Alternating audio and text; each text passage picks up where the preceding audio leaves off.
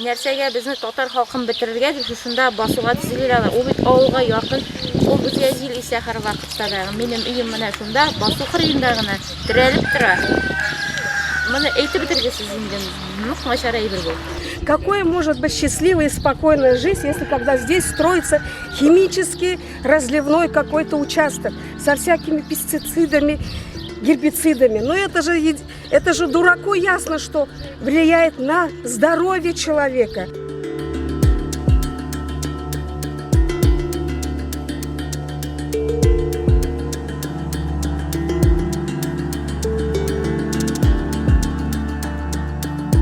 Жер берділер, түзедім йорт, кірдім, ферма қырадып тұрмадым. Ферманың исінегіне түзішлі, Мымынаха уранда 3 балалы гаилеләргә жерләр бүлделәр. Алар кайчанда булса үйөт төзеп керәчәкләр, анда балалар күп була. Именно шу тирәдә ферма ярар ябылды, кайсы битте нормаль төзәрлек.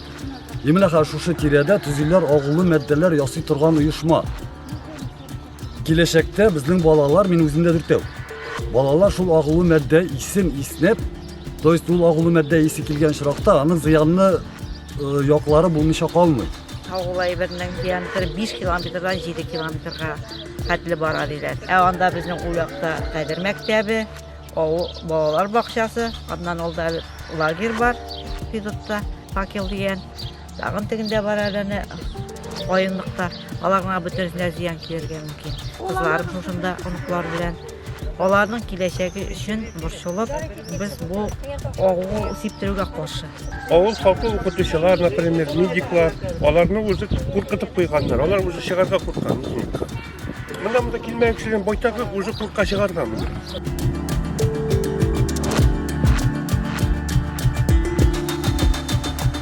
Бу алга китеш чөнки автоматизированный булгач, кеше гербицид белән турыдан-туры эшләми, эшли бары тик автоматизированный цех. Цех түгел, система дип әйтелгән. Канәгатьсез белдерәбез, безгә бит килеп агынатучы юк. Килеп төзиләр, нәрсә телиләр, шуны эшлиләр. Теге табигый факторны да карамыйлар. Халыктан битендә рөхсәт сорамыйчы.